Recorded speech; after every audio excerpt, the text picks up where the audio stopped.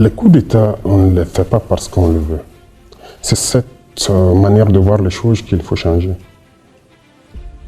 Vous êtes d'accord avec moi que d'abord ces États en crise, pour faire un coup d'État et assumer ses responsabilités, c'est très lourd. Mais si on le fait, c'est parce que nous avons une envie d'amener nos peuples donc vers une certaine souveraineté, parce que nous connaissons l'origine de cette crise. Et je pense qu'on devrait être accompagné. Les gens sont fiers de citer, il y a tant de millions de déplacés dans ces contrées-là. Mais qu'est-ce que vous faites pour les aider? Rien. Est-ce que vous avez le sentiment que c'est les militaires qui sont plus susceptibles de régler ces problèmes-là que les politiques, les civils? C'est votre sentiment? Tout le monde pourrait le faire. Et comment l'expliquer que ce soit les militaires qui prennent la main et qui disent on ne veut plus de civils? Non, les militaires n'ont pas dit qu'on ne veut plus de civils. C'est par devoir de patriotisme. Lorsque la nation est en péril, à un moment donné, il faille prendre des décisions importantes. S'il se trouve que ce sont les militaires qui ont eu le courage de prendre ces décisions, eh bien, c'est ce qui est là. De toute façon, civils ou militaires, nous sommes tous les enfants de ce pays. Et quiconque est animé donc de ce sentiment de pouvoir libérer son pays, il pouvait le faire. Donc ce n'est pas une question de militaires. Ailleurs, des militaires ont réussi. Ici aussi, des militaires peuvent bien réussir. Alors, Monsieur le Président, que répondez-vous donc aux responsables de la CEDEAO qui disent ils s'en vont parce que nous, on a dit qu'on ne veut pas de putschistes parmi nous? Il y a beaucoup de putschistes parmi eux. Donc ce n'est pas une question de putschistes, c'est juste un masque. Quand vous dites des putschistes civils? Il y a des putschistes militaires au sein de la CEDEAO qui aujourd'hui se réclament démocrates. Des civils, il y en a. Il y a pire que des putschistes. Il y en a qui tuent, qui bâillonnent leur peuple. Sous le silence. La CEDEAO ferme les yeux, les oreilles. Il y a plein de putschistes au sein de la CEDEAO. Alors, Monsieur le Président, on dit ok, nous quittons la CEDEAO avec effet immédiat. Le Burkina Faso, le Niger et le Mali. On quitte avec effet immédiat. Mais Monsieur le Président, ça concerne beaucoup de monde. Qu'est-ce qu'on fait de la libre circulation des personnes, de vos populations qui sont dans ces pays de la CEDEAO que vous quittez du jour au lendemain? Comment ça va se passer exactement? Parce que les textes disent qu'il faut au moins une année pour pouvoir mettre tout ça en œuvre. Or là, vous dites non, c'est fini maintenant. Oui. D'abord, vous dites que les textes disent, mais eux-mêmes n'ont jamais respecté leurs textes. Ça se fait à la tête du client, c'est ce que nous avons remarqué. Les sanctions infligées au Niger, ça n'existe nulle part dans les textes. Donc les premiers qui violent ces textes-là sont ces soi-disant démocrates. Nous quittons, mais nous restons panafricains. N'importe qui en Afrique, un Africain qui veut venir au Burkina, il est le bienvenu chez lui. A priori, mais dans le sens contraire, ça va être compliqué. Quelqu'un qui est au sein de l'AES, on va parler de l'AES dans un instant, quelqu'un qui est au sein de l'AES, on peut lui dire il ne peut plus aller au Burkina, il ne peut plus aller en Côte d'Ivoire, il ne peut plus aller au Ghana. Ça devient un peu plus compliqué pour ceux qui font leurs affaires là-bas. Nous verrons et nous saurons quelles mesures prendre en temps opportun. C'est bien réfléchi, Monsieur le Président, ce départ de la CEDEAO? Bien sûr, très bien réfléchi. C'est pas un coup de cœur, c'est pas un coup de colère. Si c'était un coup de colère, on l'aurait fait depuis longtemps. Je pense qu'on a pris le temps d'analyser la situation, de peser beaucoup de choses et enfin de décider. Donc si c'était un coup de cœur dès les premiers moments de certaines sanctions, le peuple a été assez résilient, il faut le dire.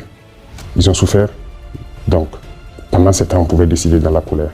Maintenant, on a pris le temps d'observer, d'analyser la situation et de nous convaincre nous-mêmes de nos forces avant de décider. Et vous avez pris tout le monde par surprise. Autre élément dans cette nouvelle façon de dessiner l'Afrique de l'Ouest, l'AES, l'Alliance des États du Sahel. Monsieur le Président, est-ce viable l'AES? Sur le papier, c'est très très séduisant, mais est-ce viable? Vous savez très bien que c'est plus que viable. Vous savez, pendant longtemps, on a maintenu nos peuples dans une certaine philosophie, tendant toujours à nous faire croire que nous ne pouvons rien sans les autres. Aujourd'hui, notre mission, c'est d'éveiller la conscience. Vous le faites très bien d'ailleurs. Merci. Et j'apprécie beaucoup. Il faut qu'on arrive à éveiller les consciences, que les jeunes se rendent compte de ce qui se trouve chez eux. Une organisation pareille, il faut d'abord se rendre compte de ses forces, peser ses faiblesses, et à l'issue de cette analyse, vous décidez. L'AES est très bien viable. Que ce soit lorsqu'on regarde les économies, Monsieur le Président, si je vous permettez, c'est des économies qui sont très intégrées. Vous produisez la même chose, vous faites exactement la même chose. Qui va vendre à qui? Comment ça va commercer? Et qu'est-ce qu'on fait du fait que ce ne sont pas des pays qui ont au moins une ouverture sur la mer? Les chiffres, c'est une chose. L'économie aussi, vous savez, nous sommes là il y a très peu de temps. Mais l'économie a été, je dirais, un peu déchirée par des régimes passés. Sinon, nous devrions avoir des économies très fortes aujourd'hui. C'est ce que je dis, en analysant nos forces, on se rend compte que nous ne devrions pas être à cette étape. On devrait être beaucoup loin. Quand vous prenez l'AES, en termes de population, en termes de superficie, on est très bien. En termes de production, normalement les États de l'AES ne devaient rien importer en ce qui concerne les produits agricoles, l'alimentation. Aujourd'hui, nous sommes conscients de ça et nous sommes en train de tout faire pour que nous n'importions rien en ce qui concerne ce que nous consommons. En termes de richesse, que ce soit naturel, quand je dis les richesses naturelles, il y a des richesses souterraines, mais il y a aussi en surface. On crie partout que les Africains meurent de faim, de soif, ainsi de suite. Des projets inventés par-ci, par-là, par exemple pour nous donner de l'eau potable. L'AES est une grosse réserve d'eau souterraine, et même en surface. En termes de ressources minérales, on n'a rien à envier à quelqu'un. Et dans la nature, quand vous prenez des produits comme, j'aime le dire, de karité, c'est une richesse naturelle. Nous ne l'avons pas planté, c'est Dieu qui l'a donné. Mais c'est très riche. Les gens le prennent, ils le transforment. Donc nous sommes conscients de nos potentialités. L'AES n'a rien à envier à quelqu'un. Pour vous, l'AES peut se suffire, être un ensemble intégré qui fonctionne normalement? Parfaitement. Monsieur le Président, lorsque l'on regarde la démarche qui vient d'être entreprise par ces trois États, très concrètement, on écoute un peu partout le fait qu'il y a besoin qu'ils soient en train de travailler avec d'autres sur un sujet qui est le sujet le plus important aujourd'hui, la sécurité. J'ai envie de demander, Monsieur le Président, aujourd'hui, vous êtes là depuis un certain temps déjà, ça fait plus d'1 an, quel est votre bilan dans le domaine de la sécurité? Avant qu'on parle de ces trois États en matière de sécurité, dans votre cas, au Burkina Faso, une bonne partie du territoire est encore entre des mains des terroristes. Qu'est-ce que vous avez pu faire depuis que vous êtes là, dans ce domaine-là?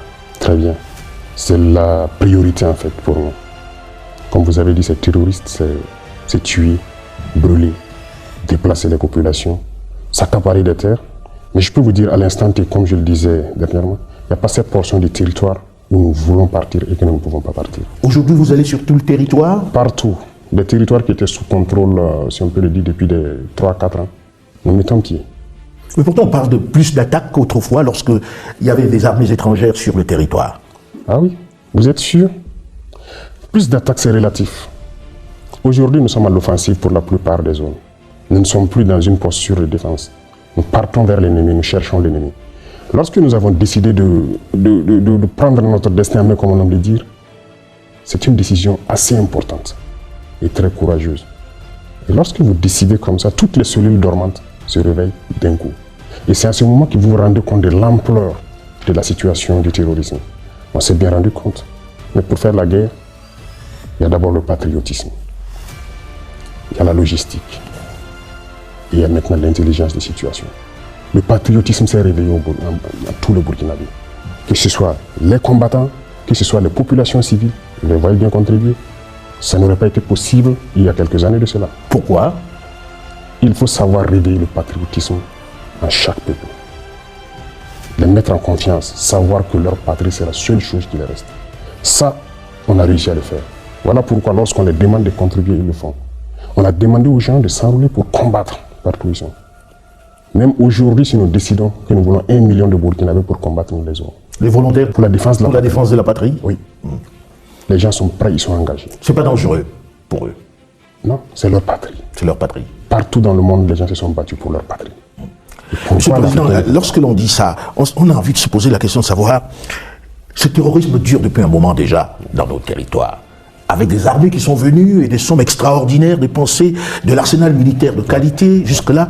Comment expliquer que d'un coup, vous décidiez que tous les trois, vous allez combattre ça sans les autres? Est-ce que c'est réaliste? Qu'est-ce qui fait que ce soit plus possible aujourd'hui qu'avec ces armées qui étaient là? C'est plus que réaliste. Il y a eu plusieurs situations. Nous avons eu la chance de faire le terrain. Beaucoup d'autres officiers que vous pourrez croiser ont eu la chance de faire le terrain et ont manœuvré avec ces armées étrangères. Sur votre propre territoire, on vous fait des restrictions.